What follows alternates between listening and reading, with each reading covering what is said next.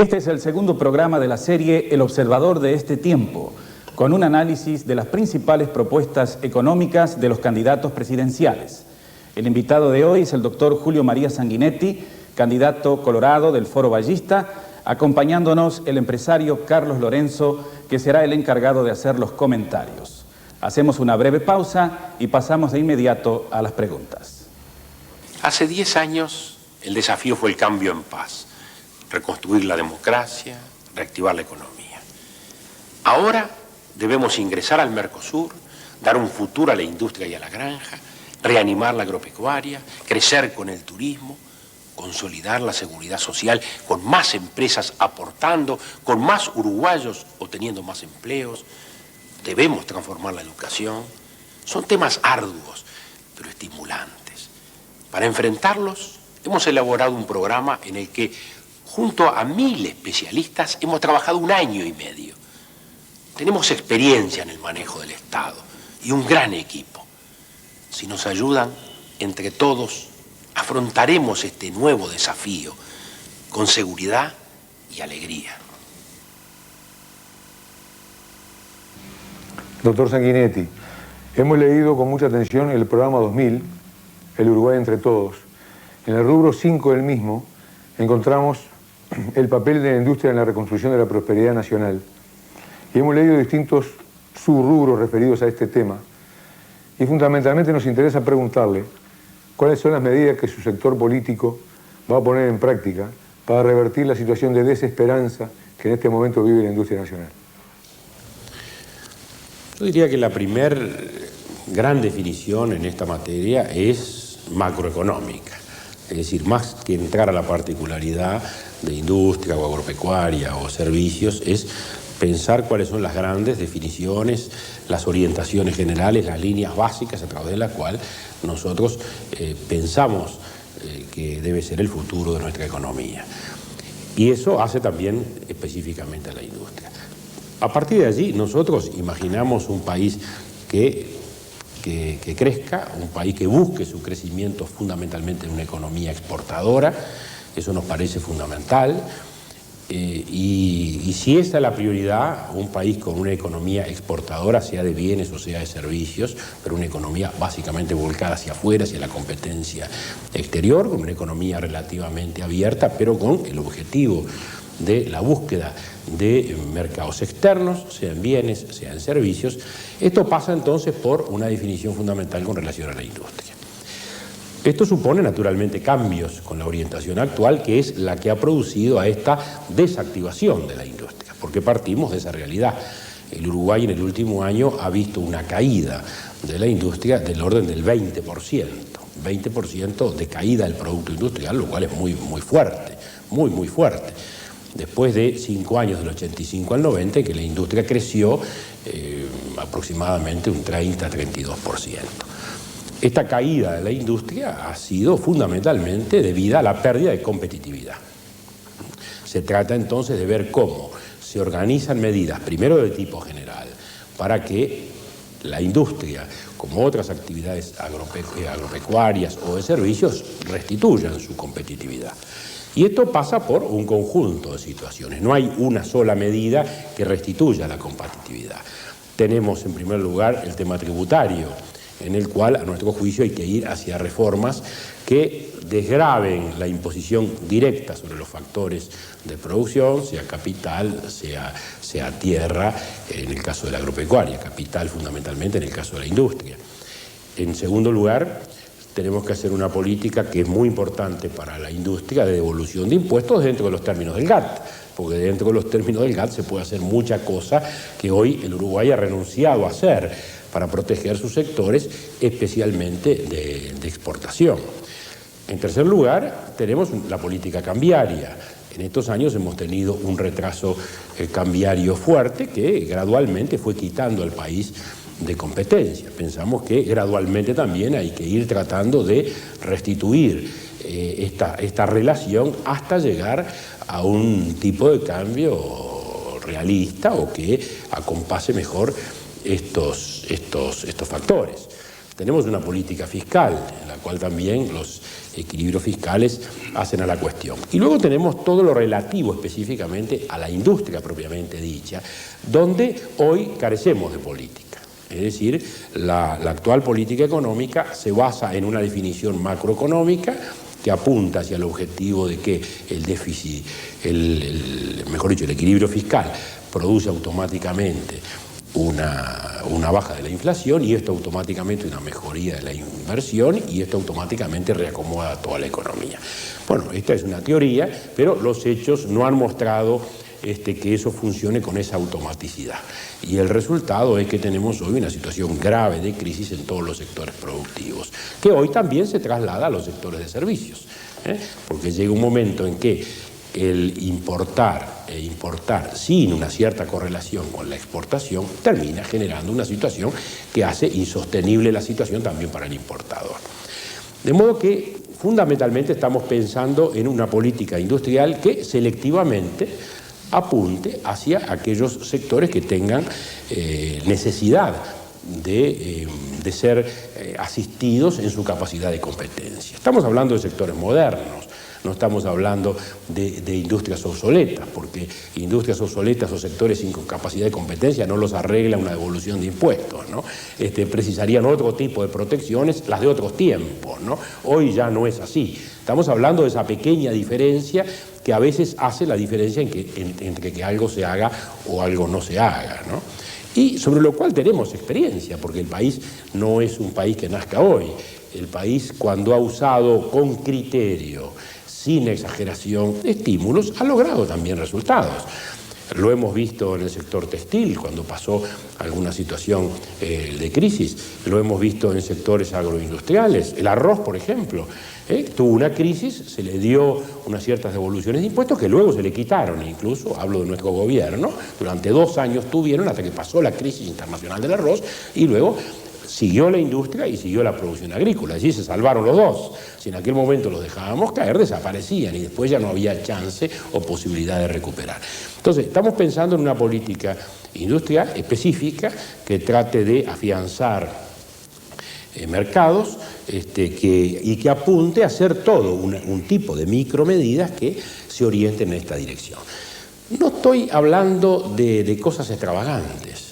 Yo diría que, sin irnos demasiado lejos, miramos hacia Argentina y mirando hacia Brasil, son nuestros socios, pero son nuestros competidores también a la vez.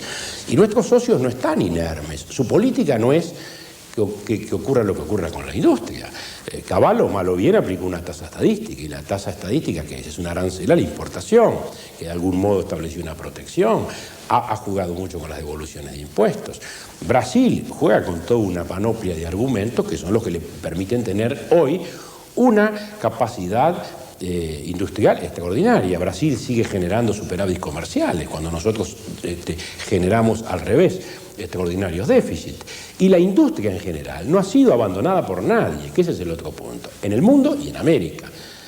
En el diario El País se publicó el otro día unas estadísticas en virtud de las cuales prácticamente la producción industrial ha crecido en todos los países, 14% en Colombia, 10% en Venezuela, así sucesivamente, 4,5% en Argentina. El único país con cifra negativa en la industria es el Uruguay. Y esto nos parece que es algo que hay que revertir, porque no es sano, no es bueno y no consolida realmente una política económica hacia adelante. Quisiera preguntarle al doctor Sanguinetti sobre el camino que a su juicio debe seguir la solución de algunos de estos problemas, considerando especialmente la viabilidad política de esas soluciones, dada la diversidad de opiniones a nivel de los dirigentes políticos, si bien no hay mucha diversidad a nivel de los técnicos.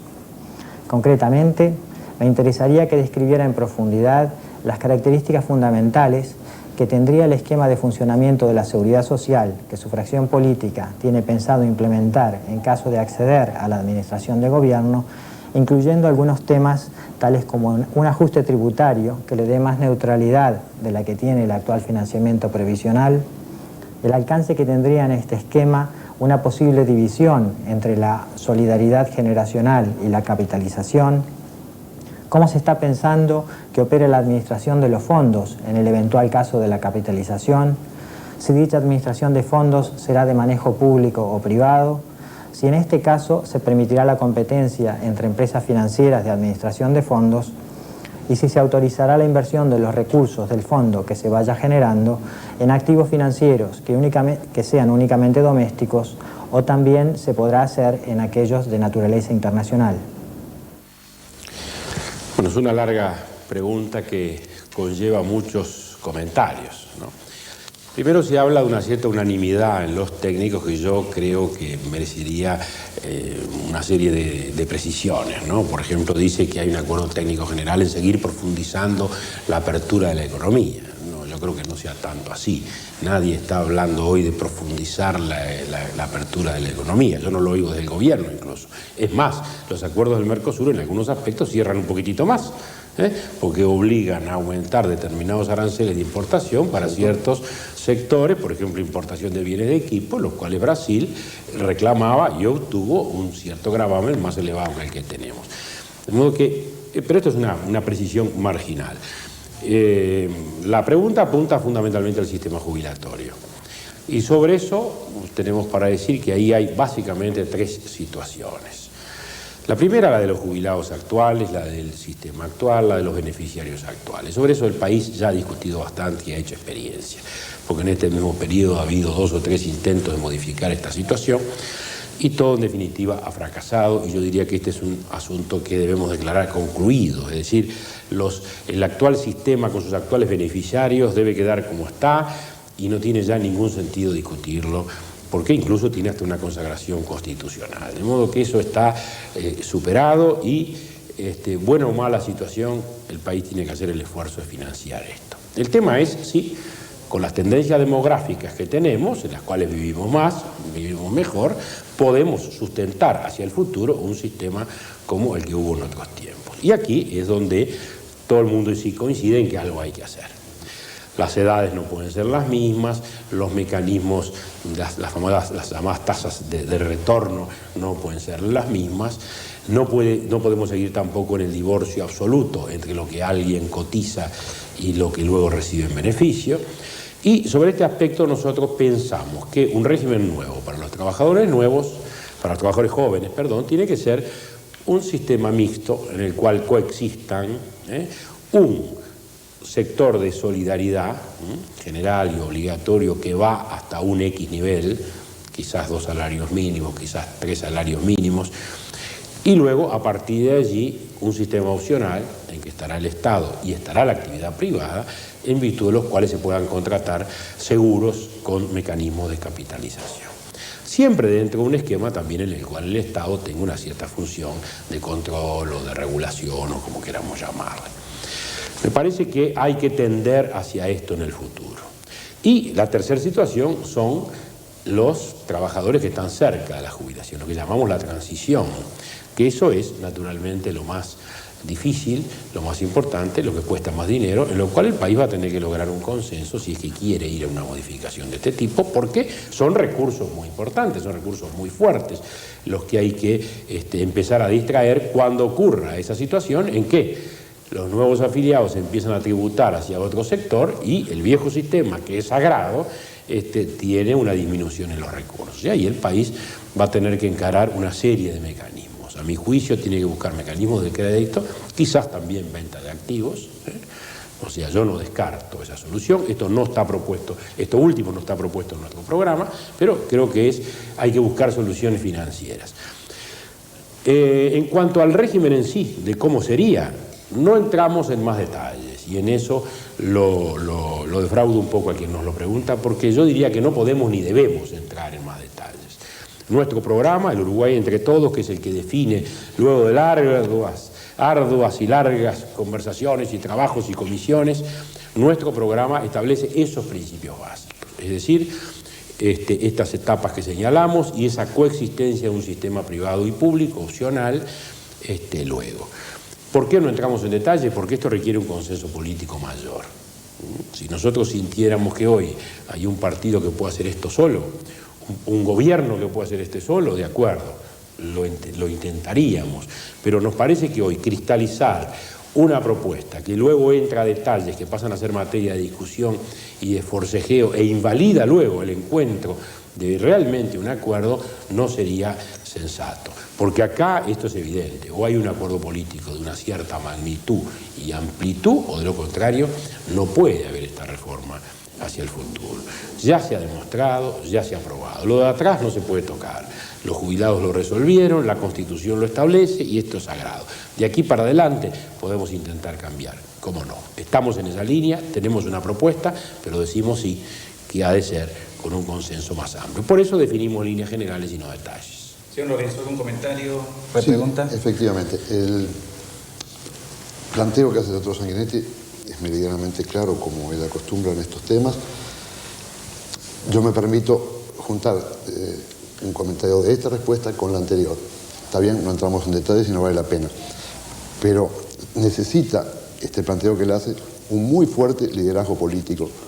Y no digo solamente del doctor Sanguinetti, ni de su sector, ni de su partido, como bien lo dijo, sino de todo el espectro político, o de una buena mayoría del espectro político, para llegar al convencimiento, creo, de que esta tarea es prioritaria para cumplir la primera a que hizo alusión el doctor Sanguinetti. Para mejorar la competitividad de nuestra industria, poder exportar más, necesitamos solucionar el déficit público que está generado básicamente en la seguridad social. Si no reformamos de alguna manera, de esta o de otras, que técnicamente ya verán cuáles son, no vamos a poder mejorar la competitividad. Entonces, el comentario es, ¿hasta qué punto el doctor Sanguinetti piensa que esta debe ser su principal estrategia política a emplear todo el caudal que supuestamente tendrá cuando sea recientemente electo? Ya lo dirá la gente. Claro, pero si usted lo es, que estamos hablando en esa hipótesis, ¿verdad?, va a tener un caudal fuerte de fe, de confianza popular en ese momento. Y en ese momento buena parte de ese capital debiera, creo yo, siguiendo si yo interpreto bien su pensamiento, debiera emplearlo en forzar una salida por este lado. Mire, yo le diría que sí. En el año 85 nos tocó una tarea difícil. Allá teníamos la economía destrozada después de la tablita, con la caída de producto más grande de la historia, del 82 al 84, y todo el mundo hablaba de reactivación. Pero por el otro lado teníamos todas las tensiones de la dictadura acumuladas. Bueno, lo que sabemos, ¿no? ¿Verdad? Presos políticos, militares, toda una situación. Bueno, ahí la prioridad era clara. ¿Cuál era? La institucional. Acá hay que hacer un cambio en paz a cualquier precio. Y la economía, incluso, ponerla también en esta línea, o sea, evitar traumas, tratar de reactivar la economía, dar más empleo, salir para que esta economía un poco más cómoda para la gente apoye el cambio en paz. Y así se hizo.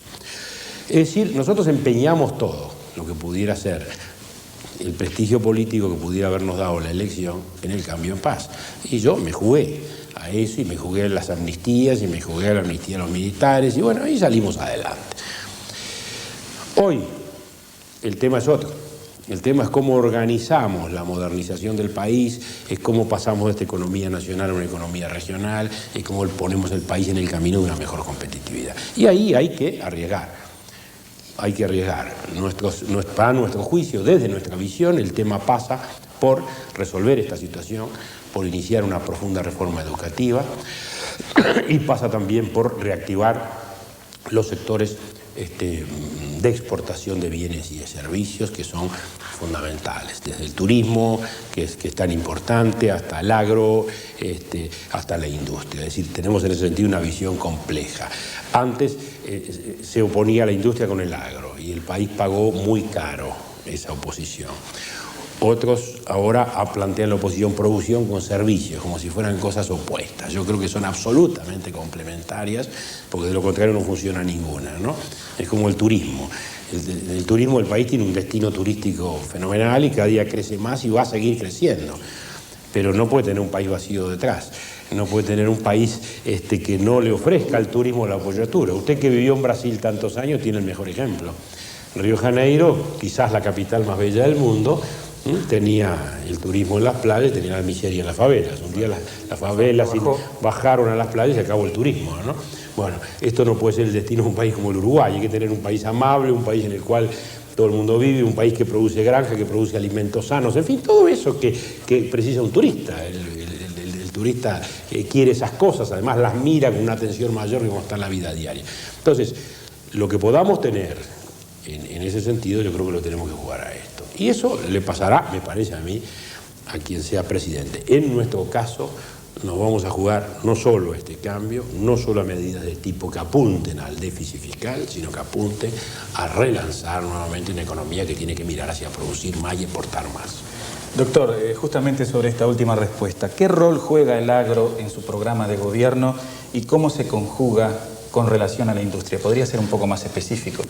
El agro es un complejo agroindustrial.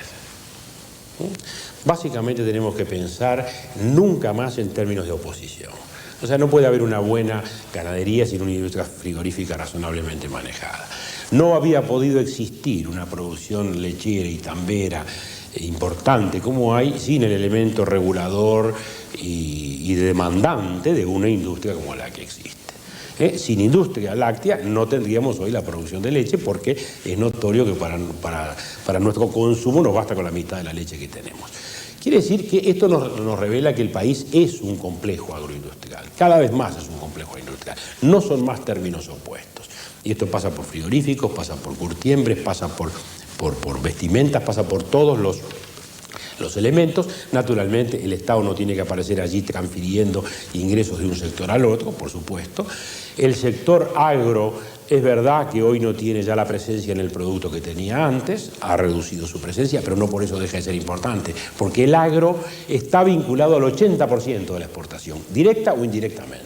De todo lo que exporta el país, 80-83% está vinculado al agro y nace el agro. De modo que sí será entonces un sector importante. Y allí tenemos que desarrollar una política que libere al agro de lo que ha significado una macroeconomía como la actual, que le ha producido realmente una especie de losa de hormigón, porque ha aplastado los precios, no ha compasado la política tributaria en este sentido, y como consecuencia se ha vivido una situación de depresión muy grave que la mide en todos los indicadores, desde los indicadores macros hasta los micros, porque se vendía acá normalmente 1.300, 1.400 tractores y hoy no se venden 500 tractores al año. Doctor Sanguinetti, parecería claro para muchos que aún siendo necesario, con solo privatizar, desregular y abrir la economía, no se alcanza el desarrollo. Hay que, entre otras muchas acciones, industrializar y exportar para aspirar al mismo.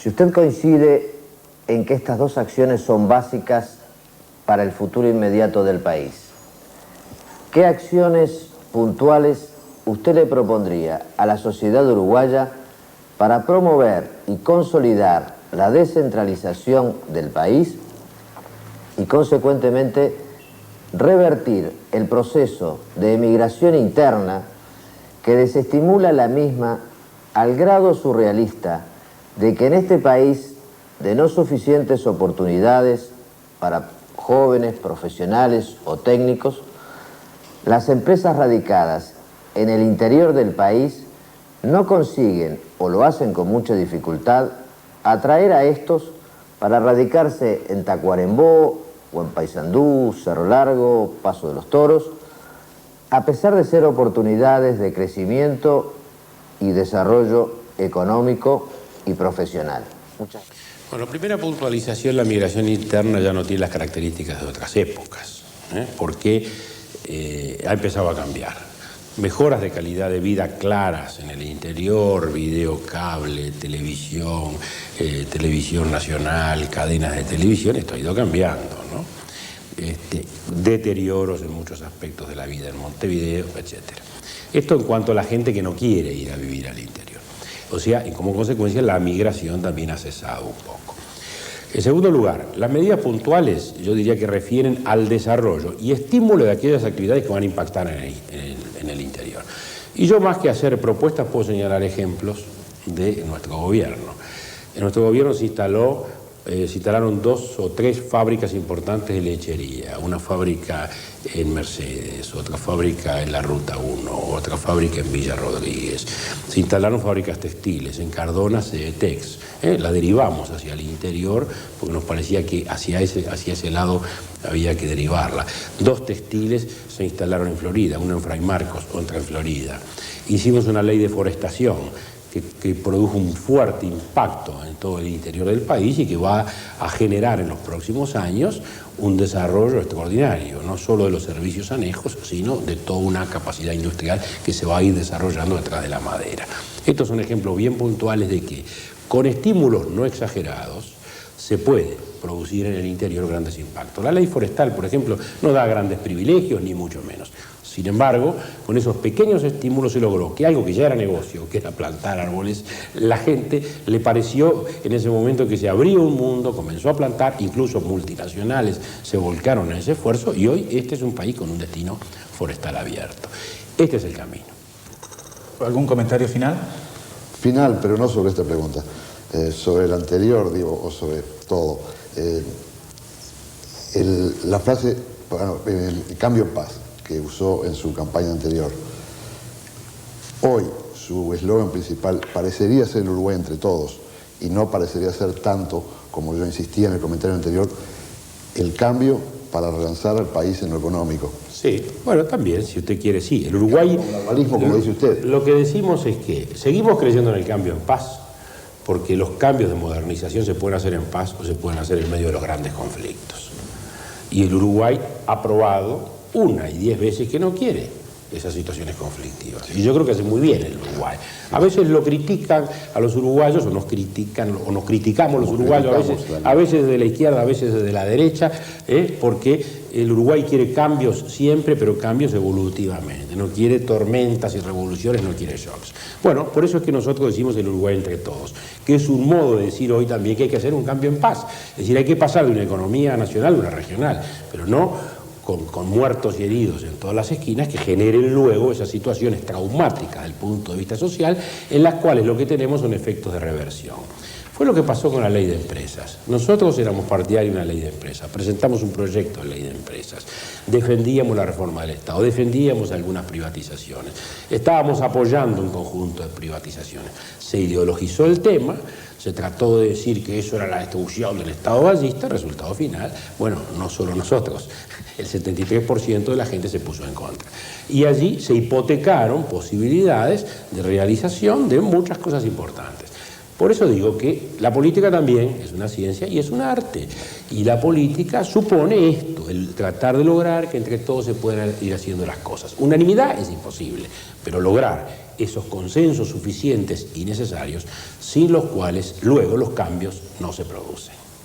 Agradecemos la participación del doctor Julio María Sanguinetti, candidato del Foro Ballista, del empresario Carlos Lorenzo, que tuvo a su cargo los comentarios de estas respuestas, y este fue el segundo programa de la serie El Observador de este tiempo, analizando las propuestas de los principales candidatos presidenciales. El auspicio fue del Observador Económico y de CX8 Radio Sarandí.